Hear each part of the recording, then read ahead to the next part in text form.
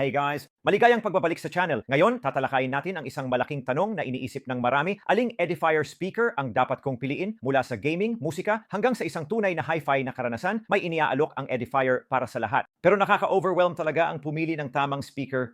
Kaya naman nagtipon ako ng 6 na modelo guys na na-review ko na ang Edifier D32, Edifier G200, Edifier S1000W, Edifier S510A, Edifier MR3 at Edifier M60. Tatalakayin natin lahat. Disenyo, tunog, kalidad, konektibidad at kung paano talaga sila nagpe-perform sa totoong buhay na pagsubok. At guys, sa dulo ng video na ito, malalaman niyo ng eksakto kung alin ang perpekto para sa inyong pangangailangan. Ngayon, kung gusto niyong ma-review din namin ang mga ito ng hiwalay, bawat review ay available din sa mga link sa ibaba. At siguraduhin na yung i-like ang video, mag-subscribe sa channel at sumali rin sa aming mga giveaways. Kaya simulan natin sa pagtingin sa Edifier D32. Dito nagtatagpo ang retro na estilo at portability. Kung mahilig ka sa retro na itsura pero kailangan mo pa rin ng makabagong teknolohiya, ibinibigay ng D32 ang pareho. Isa itong tabletop wireless speaker na may 2.0 stereo configuration at 60 watts ng RMS power. 60 watts mula rito, mapapaniwalaan mo ba ang high-res audio certification ay nangangahulugang sinusuportahan nito ang SBC, AAC, LDAC at ALAC na nagsisiguro ng malinaw at detalyadong tunog sa lahat ng genre. Sinubukan ko ito gamit ang Dreams ng Fleetwood Mac at ang kalinawan ng mid-range mga kaibigan ay kahanga-hanga. Yung mga boses at instrumento ay napakaganda ng balanse at napuno ng tunog ang buong kwarto nang walang kahirap-hirap. May Bluetooth 5.3 at dual-band Wi-Fi din ang D32 na may suporta para sa Apple AirPlay 2. Ang built-in na baterya ay nagbibigay ng 11 oras na playback na mahusay para sa maliliit na salo-salo o panlabas na paggamit. Ang compact na laki at wooden cabinet nito ay nagbibigay ng elegante ngunit premium na pakiramdam. Makikita ninyo kung saan namin ito isinama sa Wi-Fi setup na ginawa namin kanina. Ngayon, G200, gustong-gusto ko ang maliit na speaker na ito. Ayan, nandun lang siya. Ang G200 ay para sa mga gamer, dinisenyo upang iangat ang iyong karanasan. Bagamat maliit ang speaker na ito, naghahatid ito ng dynamic na tunog na perpekto para sa gaming at sa portability. Kaya sinubukan ko ito gamit ang Call of Duty at kahanga-hanga ang spatial audio nito. Gusto ko rin na magnetic ito, kaya maaari mo itong idikit sa likod ng iyong mga telepono, sa likod ng mga device, at hindi rin ito basta-basta natatanggal. At ang RGB lighting nito ay nagbibigay ng astig na aesthetic na dating sa iyong gaming setup. Madali lang ang koneksyon, at kahit maliit lang ang speaker na ito, hindi ito tulad ng malalaking speaker, talagang maganda itong dalhin sa tabing dagat o kapag tumatakbo ka. Alam mo, maaari kang mag-enjoy gamit ito. Kaya cute na speaker at makikita mo kung paano ko ito ginamit sa Kangaroo Point Cliffs sa Brisbane. Talagang maganda ito. At ayan tayo, tingnan mo, nandyan ang magagandang maliwanag na ilaw, hindi ba? Ang astig, di ba? Oh, napakahusay na tagapagsalita. Mura rin. Oo, pero hindi ito kasing ganda ng mga ito. Pero kung gusto mo ng maliit na speaker na kayang gawin ng trabaho, ang G200 Edifier G200 ay perpekto. Kaya ang susunod, ang Edifier S1000W at talagang kamangha-mangha ito. Dito na pumapasok ang Edifier sa seryosong hi-fi na antas. Nagtatampok ito ng 120 watts ng RMS power na may 5.5-inch aluminum-based drivers at 1-inch titanium dome tweeter.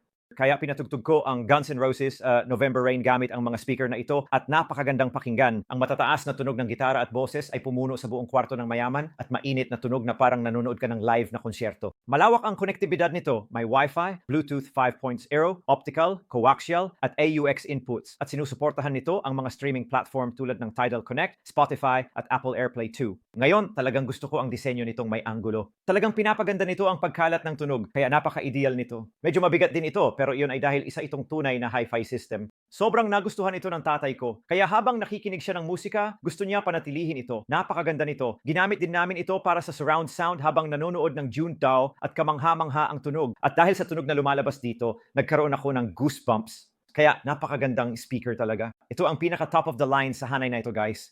Ang susunod ay ang MS510A. Ngayon, tinatawag ko itong mas matalino at sopistikadong speaker. Ang dahilan ay pinagsasama ng MS510A ang mga smart na tampok at mataas na kalidad ng tunog. Mayroon itong advanced driver para sa malinaw na audio at sumusuporta sa voice assistant tulad ng Alexa para sa hands-free gamit. Ginagamit ko ito sa kusina at perpekto ito para sa background music at pag-control ng smart devices. Mayroon itong Bluetooth, Wi-Fi at AUX connectivity at ang makinis nitong disenyo ay nagbibigay ng istilong dagdag sa kahit anong kwarto. Ang Edifier MS510A ay magaan din talaga.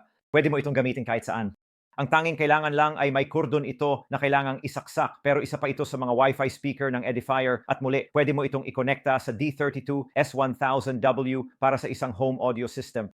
Ang susunod, Edifier MR3, itong magagandang puting speaker dito. Ang MR3 ay isang budget-friendly na monitor speaker na idinisenyo para sa mga nangangailangan ng eksaktong tunog.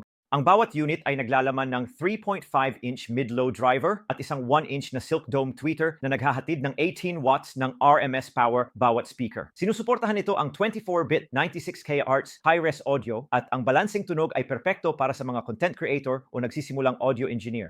Mayroon ka ring iba't ibang option sa pagkakakonekta, TRS, RCA, AUX at Bluetooth 5.4, kaya versatile ito para sa iba't ibang setup. Kamakailan ko itong ginamit sa pag-edit ng video, mga kaibigan, at kahanga-hanga ang linaw ng tunog. Bawat detalye ng audio ay malinaw. Ang MDF cabinet ay nakakatulong din upang mabawasan ang distortion, kaya siguradong malinis at eksakto ang tunog. At sa buong review, sinubukan talaga namin ang tunog nito. Para sa presyo ng makukuha mo, talagang kamangha-mangha ito. Kamangha-manghang tagapagsalita. Sa puntong iyan, ang isa pang bookshelf speaker ay ang Edifier M60. Ngayon, maganda ring speaker ito. Talagang bagay ito para sa maliliit na espasyo gaya ng desktop setup.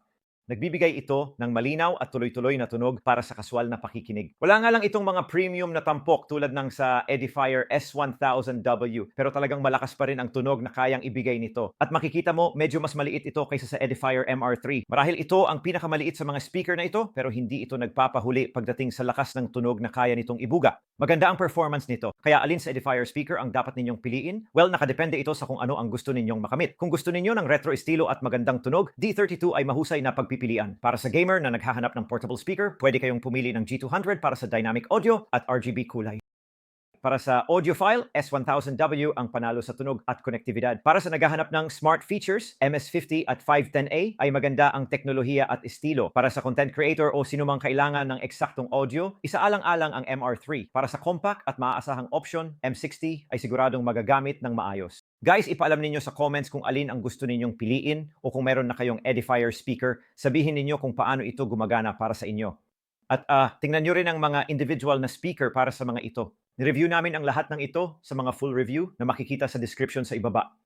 At ang Edifier muli, ang kalidad, pagkakagawa at lahat ng features na kailangan mo sa speaker ay talagang kamangha-mangha. Kaya siguraduhin tingnan nyo ang mga link sa ibaba. I-click ang button para makatanggap ng update sa mga susunod na video at oo, sumali rin kayo sa giveaway. At salamat sa pagsama sa amin dito ngayon sa Andy Huff Channel.